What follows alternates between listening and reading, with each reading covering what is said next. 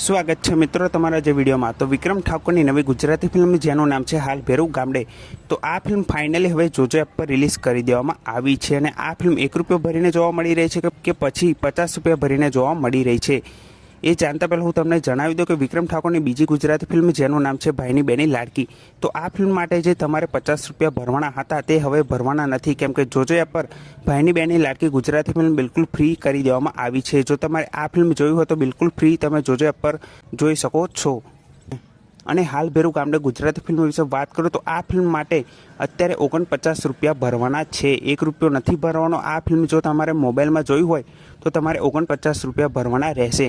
અને હાલ ભેરુ ગામડે ગુજરાતી ફિલ્મ ₹1 કેવી રીતના જોવા મળી શકે છે, તો તમને જણાવી દો કે જો તમારે ઘરે LED ટીવી હોય અને એમાં તમે જો જોજો એપ ઇન્સ્ટોલ કરો ને એમાં તમે હાલ ભેરુ ગામડે ગુજરાતી ફિલ્મ ચાલુ કરો તો તમારે લગભગ એમાં ₹1 ભરવાનો રહેશે।